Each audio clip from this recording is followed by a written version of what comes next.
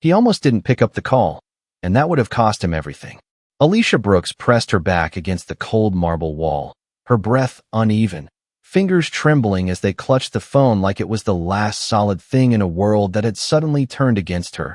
The grand kitchen around her still glowing under soft chandelier light that now felt too bright, too exposed, as if every surface was watching, judging, remembering, and for a moment she hesitated, her thumb hovering over a contact she had promised herself she would never use, a name saved in her phone under 3 quiet words. Don't answer. Because months ago, in a moment that had felt small then but now echoed with unbearable weight, he had looked at her with those unreadable eyes and said, "If you ever need me, don't hesitate." And she had nodded, polite, distant, convinced that worlds like his and hers were never meant to collide outside of passing shadows. But now the silence around her was louder than anything she had ever heard, filled with the fading echoes of voices that had dismissed her, reduced her, erased her, and the room that once smelled of polished wood and imported spices now carried something heavier, something final, and Alicia swallowed hard, forcing her shaking hand to steady just enough to press the screen. The call connecting with a soft, almost insignificant tone that somehow felt louder than a siren in her ears, and miles away. Vincent Moretti sat at the head of a long table, the skyline of Manhattan stretching behind him in glass reflections. A room filled with men who never interrupted him, never questioned him. Yet in that moment none of them mattered because his phone, resting face down beside a crystal glass, began to vibrate with quiet insistence. Once, twice, 3 times, the name flashing beneath the dim light. A name he hadn't expected to see again. Not like this, not now. And for a second, just 1 second, he didn't move. His fingers still wrapped loosely around the edge of the table, as if the decision required more than instinct, more than habit, because power had taught him many things, and one of them was that every call answered came with a cost. Every connection reopened carried consequences, and the room seemed to hold its breath with him, though none of them knew why. As his eyes remained fixed on that screen, the faint vibration continuing like a heartbeat that refused to stop, and back in that silent kitchen, Alicia's voice barely made it past her lips, soft, fragile, but steady enough to cross the distance between them. "Can you come get me?" And for the first time in a long time, Vincent Moretti felt something shift beneath the armor he had built around himself, something old, something unfinished, something he had buried under deals and distance and decisions that never looked back, and slowly, deliberately, his hand moved, the room around him fading into irrelevance as he picked up the phone, his voice low, controlled, but no longer indifferent. "Where are you?" And in that moment, without another word, without hesitation, everything began to change. The address came out in fragments, each word pulled through a throat that refused to cooperate. But Vincent Moretti did not interrupt, did not rush her. He simply listened with a stillness that made the entire room around him fade into silence. His men watching as the most controlled man they had ever known stood from his chair without explanation, the scrape of polished wood against marble echoing louder than it should have. And when Alicia finished speaking, there was a pause, not uncertainty, but calculation, precise and immediate, the kind that had built empires and ended them. And then he said it, quiet but absolute. "Stay where you are," before ending the call without waiting for a reply, because he already knew she would. And the moment the screen went dark, the air in the room shifted. Conversations died mid-sentence.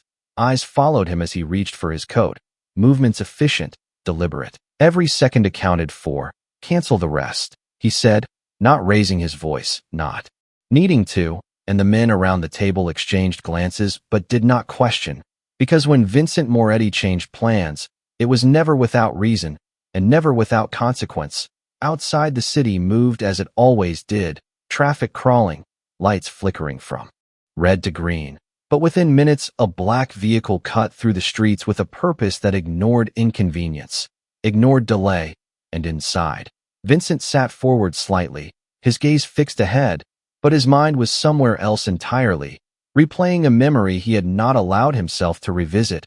A quiet afternoon months ago when Alicia had stood in the corner of a room much like the one she was in now, unnoticed by everyone except him, her presence defined by silence and precision, never asking, never expecting, And yet when his son had refused to speak to anyone, when every specialist had failed to reach him, it had been her voice, soft and patient, that had broken through that wall, not with force, not with authority, but with something far rarer, something Vincent had not recognized at the time, but could not ignore now.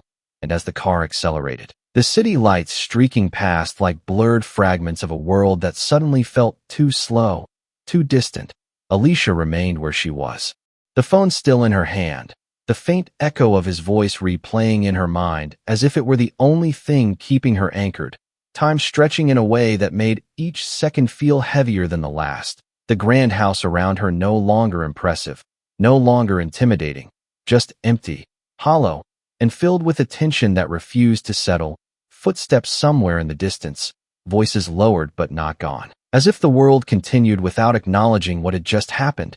And for a moment doubt crept in, quiet but persistent, because people like Vincent Moretti did not change their plans for someone like her, did not cross the city for a call that could be ignored, dismissed, forgotten, and yet she had heard it in his voice, something different, something that made her hold on to that single instruction with a grip stronger than anything else: stay where you are. And across the city, as the vehicle turned sharply onto a quieter street lined with towering homes and closed gates, Vincent finally spoke again, not to her, but to the man driving, giving the address once, clearly, and the response came immediately, 17 minutes. But Vincent's eyes did not shift, his expression unreadable, because he was not thinking about time anymore. He was thinking about the cost of almost letting that call go unanswered, and for the first time in a long time, that thought unsettled him. The house did not feel the same anymore, not after the call, not after the silence that followed it, because something invisible had shifted in the air, something no one could name but everyone could sense, and Alicia Brooks felt it first, sitting exactly where she had been told to stay, her back against the smooth marble, her breathing slowly finding rhythm again, her fingers no longer trembling but still wrapped tightly around her phone, as if letting go would undo everything that had just happened. And across the wide kitchen the lights reflected off stainless steel and glass in perfect order, untouched, pristine, almost indifferent to the tension lingering beneath the surface, while voices from the adjoining room drifted in low and uncertain, no longer loud, no longer careless, but cautious now, as if the world had suddenly remembered consequences, and Alicia lowered her eyes for a moment, not out of submission, but out of focus, grounding herself in the present, counting seconds without meaning to, 1, 2, 3, each passing slower than the last, while somewhere far beyond those walls, Vincent Moretti's car cut through another intersection, the city beginning to thin as they moved toward quieter streets, his gaze still fixed forward but sharper now, more present, every detail registering, every turn anticipated before it happened, and beside him the driver adjusted slightly, aware without being told that this was not a routine destination, that the silence from the back seat carried weight, carried urgency that did not need to be spoken aloud. And Vincent's mind did not return to the meeting he had left behind or the deals waiting for him. Instead, it stayed anchored to a single detail that refused to fade, the way Alicia's voice had sounded, not loud, not desperate in the way most people would be, but controlled, restrained, as if she had already decided she would endure whatever came next whether help arrived or not. And that realization settled deeper than he expected, because it was not fear that had reached him through that call. It was restraint, and restraint was something he understood intimately, something he respected, and back inside the house Alicia slowly pushed herself upright, her movements careful, deliberate, not rushed, as if any sudden action might break the fragile balance that now existed, her eyes scanning the room not with panic but with awareness, taking in the details she had ignored before, the distance to the door, the placement of objects, the faint reflection of herself in the polished surface of a cabinet, steady, composed, more present than she had been in a long time. And when footsteps finally approached again, slower this time, measured, she did not flinch, did not retreat. She simply turned her head slightly, acknowledging without reacting, because something had changed within her as well, something quiet but firm, rooted in a single fact that now held more weight than anything else. He had answered and outside the gates of the property, the low hum of an approaching engine broke through the stillness of the street, subtle at first, almost easy to ignore, but growing, steady and certain, until it became impossible to dismiss. And in that moment, inside a house that had once felt untouchable, untouchability began to crack, not loudly, not dramatically, but in the quiet way that real power always announced itself. Without warning, without permission, and Alicia Brooks stood there, no longer waiting in uncertainty, but in something far more dangerous, expectation. The sound of the engine did not rush, it did not roar, it simply arrived, low and controlled, the kind of sound that did not need attention because it commanded it anyway. And outside the tall iron gates the vehicle came to a smooth stop, as if it had always belonged there. The headlights cutting across polished stone and trimmed hedges, illuminating a space that had never been questioned before, and for a moment nothing happened. No sudden movement, no raised voices, just the quiet weight of presence settling over everything like a shadow that refused to be ignored. And inside the house the shift was immediate. Subtle but undeniable. Conversations that had already lowered now disappeared completely. Footsteps halted mid-direction, and the air itself seemed to tighten, as if the walls understood before the people inside did. And Alicia Brooks felt it again, stronger this time. Not fear, not relief, but recognition, because she knew that kind of silence, the kind that followed someone who did not need to announce himself. And she did not move, did not rush toward the door, did not call out. She simply stood there, steady, her gaze lifting slightly toward the hallway as if she could see through it, as if she already knew what came next. And beyond the entrance the gates opened without question, no delay, no challenge, just a quiet mechanical surrender that spoke volumes about who had arrived. And the car moved forward slowly, deliberately, tires gliding over the driveway with a precision that matched the man inside it, until it came to a stop directly in front of the house, aligned perfectly with the grand entrance, not as a guest, not as a visitor, but as something far more final. And when the door opened, it was not rushed, not dramatic, just a single motion, controlled, exact. Vincent Moretti stepping out with the same composure he carried into every room he entered, his coat settling against his frame as if it had been tailored for moments like this, his expression unreadable, his eyes already scanning, already understanding more than anyone inside could explain. And he did not look at the house in admiration, did not pause to observe its size or its wealth. He looked at it the way a man looks at a problem that is about to be solved. And behind him the driver remained still, the engine idling quietly, because there was no need for instructions, no need for confirmation. The purpose was already clear, and Vincent began to walk, each step measured, unhurried, yet carrying a weight that seemed to press into the ground itself. And inside the house someone moved toward the entrance, hesitant, uncertain, the kind of movement that comes when confidence has already begun to fracture. And Alicia heard the door before she saw anything, the soft opening that somehow echoed, louder than any slam ever could. And then footsteps, not many, not chaotic, just one set, steady, deliberate, approaching from the front of the house toward the space where she stood. And with each step the distance between what had happened and what would happen next grew smaller, thinner, until it felt like a single moment stretched too far. And when Vincent finally entered the kitchen, he did not raise his voice, did not demand attention. He simply stopped, his presence filling the room in a way that made everything else feel smaller, quieter, insignificant, his eyes finding Alicia almost instantly, not searching, not guessing, just knowing. And for a brief second neither of them spoke, because nothing needed to be said. And then, slowly, his gaze shifted, moving past her, taking in the room, the people, the silence that now hung heavy with realization. And that was when it happened, not an action, not a command, but something far more powerful. The moment everyone understood that the rules had just changed, and no one had been prepared for it. No one spoke first because no one understood who was supposed to. And Vincent Moretti allowed that silence to stretch, to settle, to press down on every person in the room until it became impossible to ignore, his presence alone forcing a stillness that no one dared break.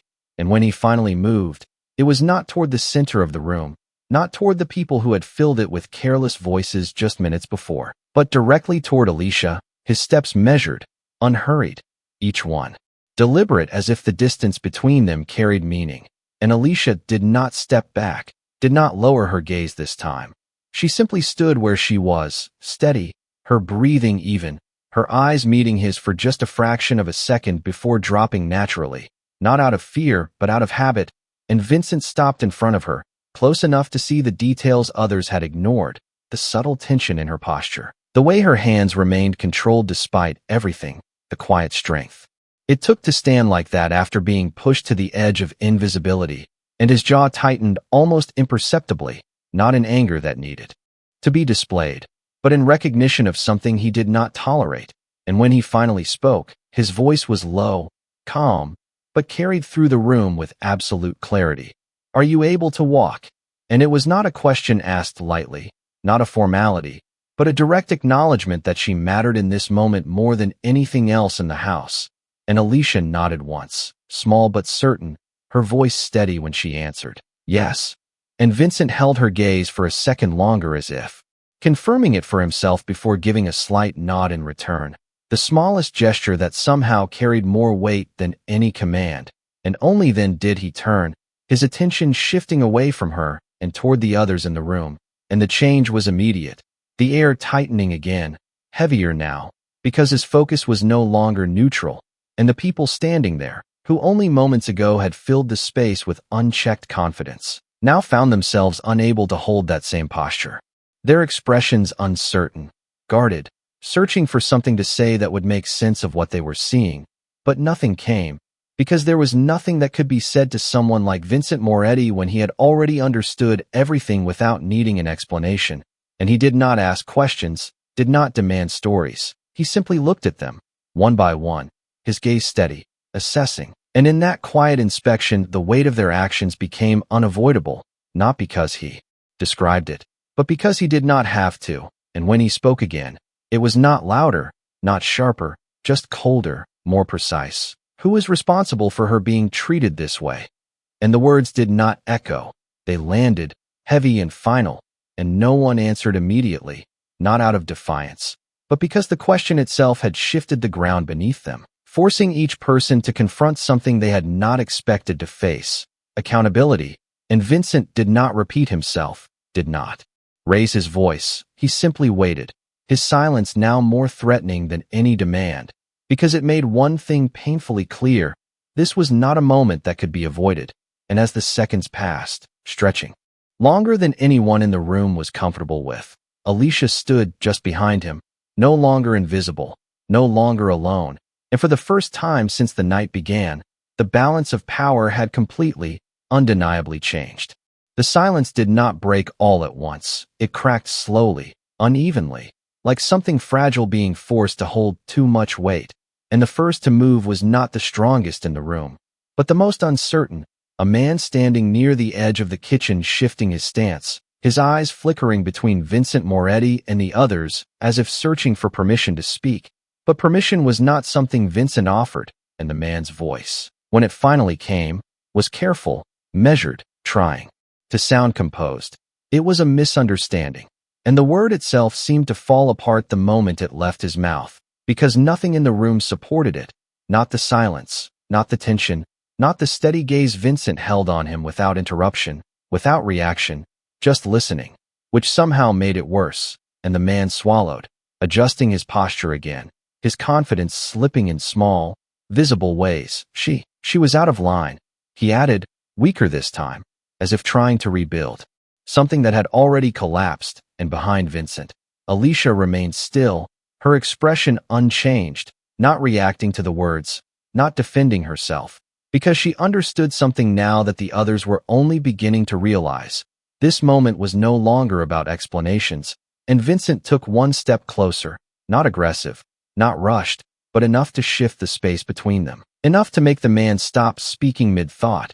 And when Vincent finally responded, his voice was quieter than before, almost conversational, but stripped of any warmth, out of line.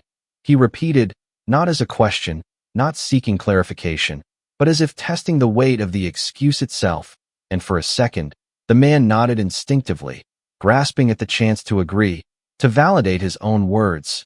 Yes, he said quickly, but Vincent did not move, did not react the way he expected. Instead, his gaze shifted slightly, scanning the rest of the room, noting who avoided eye contact, who stood too still, who waited for someone else to take responsibility.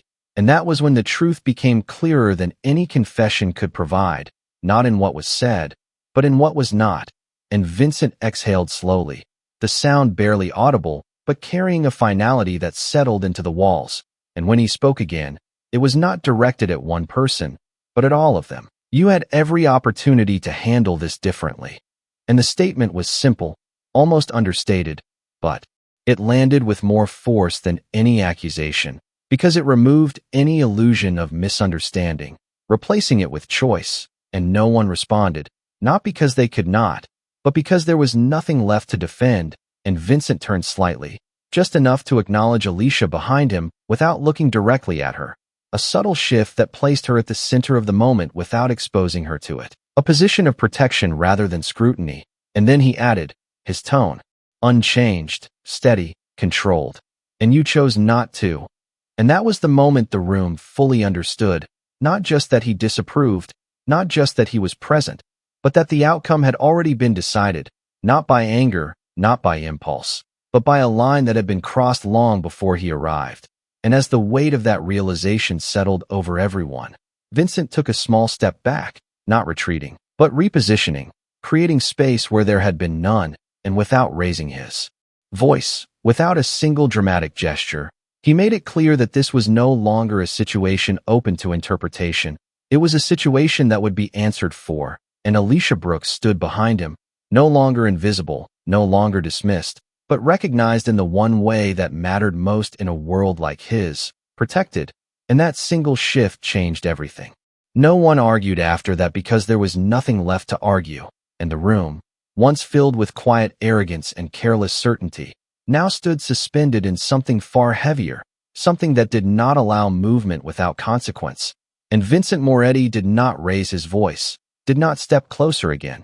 He simply stood there, his presence alone enough to hold everything in place. And for a moment it seemed as if time itself had slowed, each second stretching longer than it should, forcing every person in the room to sit with the weight of what had just been said. And then, without warning, Vincent shifted his attention away from them entirely, turning back toward Alicia with the same calm precision he had carried from the moment he arrived, as if the others no longer required his focus because their part in this had already been decided.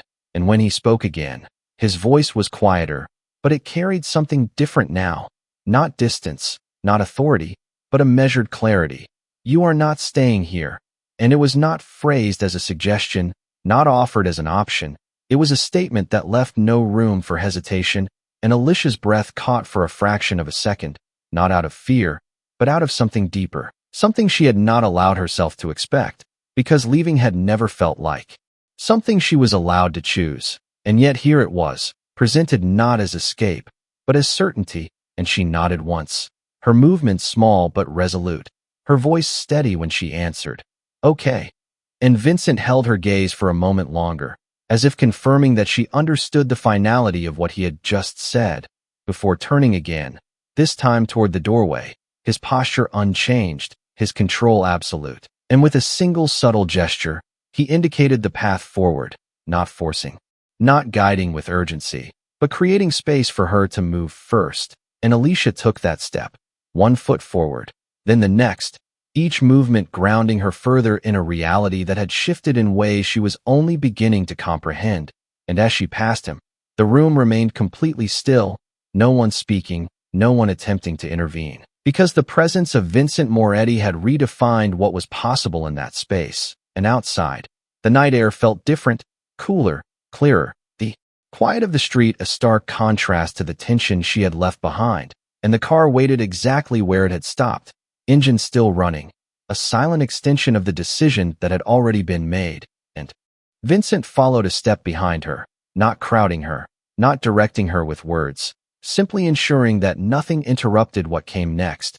And just before reaching the car, he paused, turning slightly back toward the house, his gaze settling on the doorway where figures now stood frozen, watching, uncertain, and though he did not speak loudly, his voice carried with unmistakable clarity.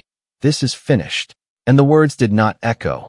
They settled, final and unchallengeable, because everyone present understood what they meant, not just for the moment, but for everything that would follow.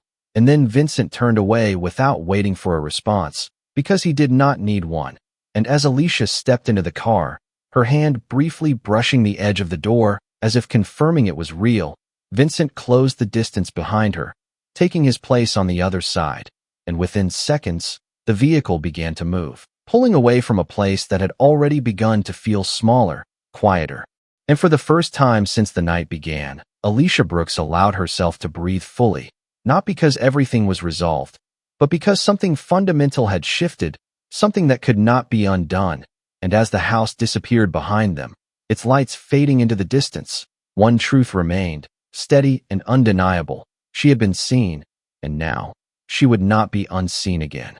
The city did not slow down for them, but inside the car, everything felt quieter, more contained, as if the outside world had been reduced to distant lights and passing shadows that no longer held the same weight. And Alicia Brooks sat with her hands resting in her lap, her fingers no longer trembling but still held together as if they were relearning what it meant to be steady. Her gaze drifting briefly toward the window where reflections of streetlights moved across the glass in long, soft streaks, each one marking distance, each one carrying her further away from a place that already felt unreal. And across from her, Vincent Moretti remained composed, his posture relaxed but intentional, his presence no less commanding in the confined space of the vehicle. Yet there was something different. Now, something quieter, less distant than before, and for several moments neither of them spoke, not because there was nothing to say, but because the silence itself carried a kind of understanding that did not need to be interrupted. And when Vincent finally broke it, his voice was lower, measured, without the edge it had carried inside the house. "You should have called sooner."